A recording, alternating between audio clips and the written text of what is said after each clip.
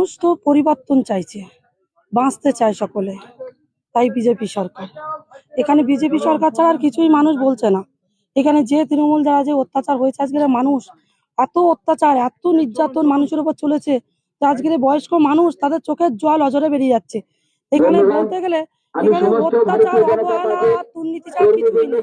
এখানে একটা সুনীতি চাই, একটা সুস্থ সবল একটা হিঙ্গলগঞ্জ বিধানসভা চাই মানুষের, সেখানে মানুষ মাথা উঁচু করে বাঁচবেন এবং এই হিঙ্গলগঞ্জের নারী সুরক্ষা থাকবে। এই হিঙ্গলগঞ্জের মানুষেরা মাথা উঁচু করে বাঁচবেন, কর্মসংস্থান থাকবেন, শিল্প করবেন।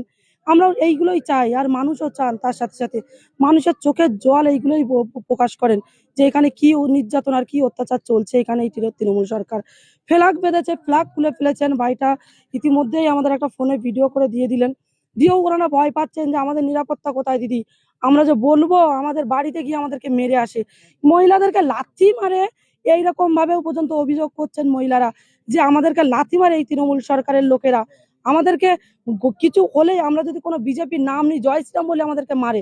এবং হিন্দু এবং যে বিশেষ এক সম্প্রদায়, সবাই মিলেই মারধর করেন এনারা। তাই আমি তাদেরকে বলতে চাই যে মারধর করাটা একটা সলিউশন নয়, সবার সাথে মিলেমিশে থাকাটা।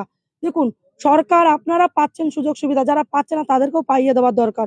কিন্তু আপনারা যে দুর্নীতি করছেন, যেভাবে মানুষের উপর অত্যাচার অবহেলা করছেন, এখানে শুধুমাত্র পরিবর্তন ছাড়ার কোনো উপায় নেই। আমরা পরিবর্তন চাই। হিঙ্গলগঞ্জের মানুষ স্বতঃস্ফূর্ত হয়ে রাস্তায় নেমেছেন, আমরা মানুষের পাশে আছি, সঙ্গে আছি, থাকবো।